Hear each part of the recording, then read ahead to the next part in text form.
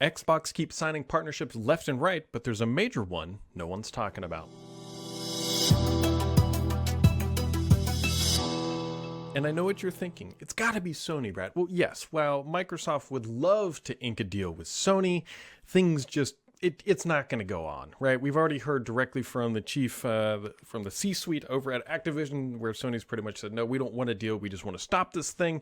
And even this week, Brad Smith, not me, please don't tag me on the Twitters as people keep doing, has said in the Wall Street Journal that, yeah, like the ongoing negotiations just, they're not happening. And so Sony is just, putting up its blinders and saying, we just want to block this at every conceivable way possible. And we have no intentions of trying to get this, through the regulatory bodies and helping Microsoft in any meaningful way.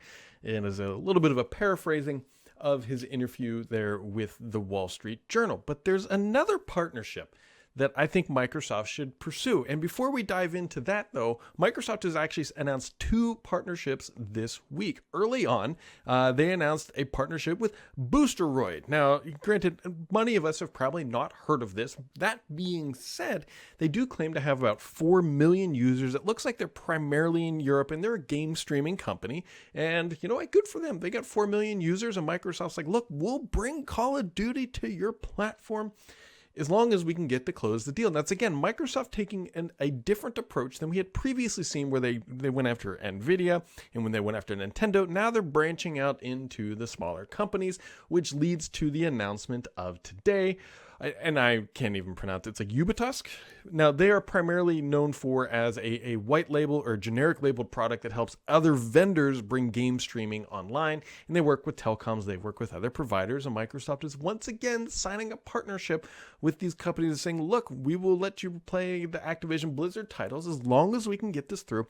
And it's once again Microsoft just making what I would agree are smart moves about how to get things closed, right? Like there's concerns that it's going to be anti-competitive. So Microsoft's like, screw it. We will put Call of Duty anywhere they can play it, any company that's willing to work with us. And that is just what we're going to do, except for one that we haven't heard so far. And I think Microsoft should ink a deal with Luna. This has not really been brought up, but this is the alternative to Stadia. This is the alternative to Xbox, its own platform, and it's backed obviously by Amazon. Now, Luna has not seen a lot of success. We're not really surprising anybody there. That's just a known quantity. But if Luna could run Call of Duty, that might be a major hurdle. And I'm surprised we honestly haven't heard of this. Is Microsoft nervous that Amazon's Luna might actually be competitive then? If they were able to run Call of Duty, does Microsoft see Amazon as just too big of a company to really go after? You got to remember, Amazon isn't some small gaming indie shop or whatever. It's not even Stadia. It's Amazon. And so I think it would be super interesting for Microsoft, at least here in the US, to sign a deal with Luna and bring this full circle and be like, look, literally anybody that has a gaming platform, which appears to be Microsoft's sort of marching orders right now, that if they have a game streaming platform, we're going to be on it. And so Luna is right next door to Microsoft, both out of the Seattle area. They could walk right down the street and strike a deal with Andy. It's no longer Jeff Bezos. He is not their current CEO. But either way, this is the conversation that nobody's really been talking about that I think could be interesting, because not only is it give another game streaming platform a legitimate value, which is something that Stadia had a lot of trouble with. And now granted, Stadia had other issues and just their game purchasing model and everything else was a different world. But Luna, on the other hand, could be the thing that maybe gets this through, because you're going to open up the horizons. You're going to bring more people into a gaming platform that didn't exist. So there's, in theory, net new competition in the gaming arena, which is probably some of the arguments Microsoft's trying to make, right? Nobody, realistically, and I'm sure there are happy Luna customers. I'm sure they are out there. But for the majority of people listening to this, you're not picking it up saying, I'm going to go play Luna tonight. But would you, though, if it had Call of Duty?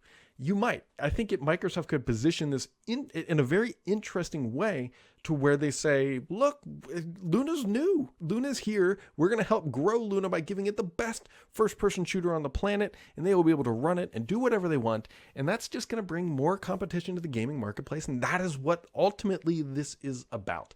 And so will Microsoft announce Luna? I mean, they've announced a couple different game streaming partnerships, right? NVIDIA's a big one. Don't get me wrong. That's a big one too. But at the end of the day, that was already established, right? NVIDIA is huge. NVIDIA can bankroll a lot of this stuff. But either way, with Call of Duty on NVIDIA's and the Game Pass library over there on NVIDIA, their GeForce Now streaming platform, hey, that works. But Luna would be almost from the ground up. And why I say from the ground up is if you look at the gaming stats, now you can't run with these numbers holistically and say like these are definitive values, but they give a good sort of trend about the size of these game streaming services worldwide. And that teeny tiny itty bitty super small little number is Luna. And that's where Microsoft, I don't think there's a lot of risk for this. Now, one of the things we don't know is like, what is Microsoft's actual agreement? Like, yeah, we'll license this to you. I don't know if they're listing out pricing or everything else, but obviously something's going to have to be done on the program side, like programmatically, to bring things to Luna, to bring things to Boosteroid. We don't quite know all those details yet, so Microsoft does have to be careful in some capacity that they're not going to have 1,000 more developers working on Call of Duty to bring it to all these platforms. That being said, Luna appears to be the outlier that I hope Microsoft bags before this get all, bags meaning they bring them into the fold, because imagine having Amazon on your side, having NVIDIA on your side.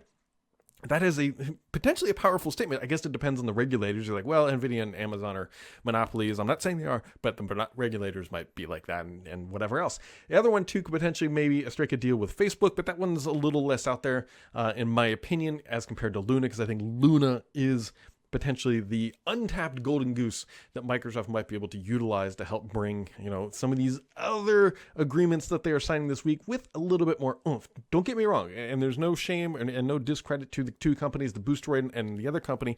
It's just that they're much smaller players, but it's expected that Amazon should be able to enter a market. And right now, as you can see by the data, it looks like Luna doesn't really have a lot of market share, despite the vast backing of Amazon, which brings up to one of two things. If it's a catalog problem, if it is truly a catalog problem, Microsoft can sign the deal and solve that problem. If it's a technology problem, that's a whole different conversation. That's for Luna to fix in-house. But if it's simply, if their argument is that, hey, Luna hasn't taken off because it has a crappy catalog, which I kind of agree with, is here we are. I think that is a super interesting approach that Microsoft could take to try to get this across the lines. Now, Microsoft is far from getting this done, right? We expect them to get the approval in the EU. There will be some qualifications and things they're going to have to sign and do, namely probably many of these different contracts. We're still waiting to see what happens in the US, and so they're trying to bring all these partners on board to really get these things across the line. And we'll have to see what else Microsoft kind of has up their proverbial sleeve, if you will. But Luna, I would love to know what you guys think. I mean, first off, does anybody use Luna? If it had Call of Duty and it was a good experience, would you play Luna? These are, interesting questions that we don't quite know the answer to. But as Microsoft continues to sign all of these different deals with these different companies, be on the lookout for Luna. And also be on the lookout for BS, because the only BS on this channel is me.